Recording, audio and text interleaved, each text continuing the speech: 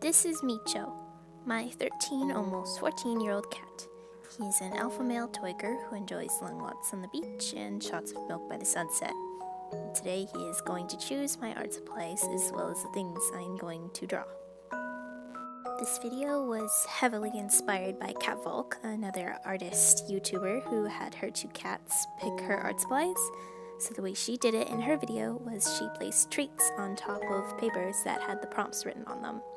Whichever treat the cat ate, the prompt underneath would be used, so that is exactly what I did. The first thing he's going to pick for me is my medium. This is kind of a failure, as you will see later on in the video, but he was able to choose between Copic markers, colored pencils, or watercolor, and he chose Copics for me, so thank you, Micho! The second thing he chose was self-portrait. He was able to choose between that, fan art, and himself. Something that was extremely challenging in this challenge was getting the cat to pay attention, as well for me to pay attention, because I like my cat, and he's distracting to me. And I have ADHD, so it doesn't make it any better. By the time we had gotten to the third prompt, he'd begun to be impatient, realized that there were treats, and when I wouldn't let him have one, he got kind of mad.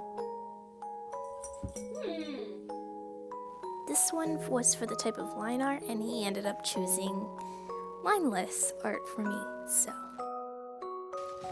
Let's review.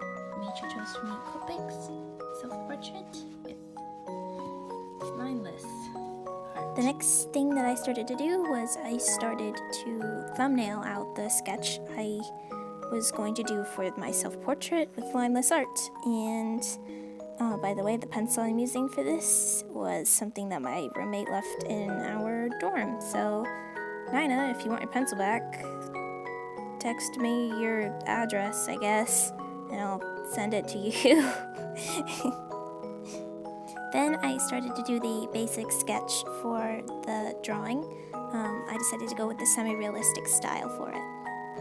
At this point in the day, I was very tired, and it was about 1 o'clock in the morning. I had been filming for about 3 hours, trying to get my cat to do what I wanted him to do, and my art skills just were not working. And you can probably tell, because that neck is very, very long. It's like a giraffe's neck.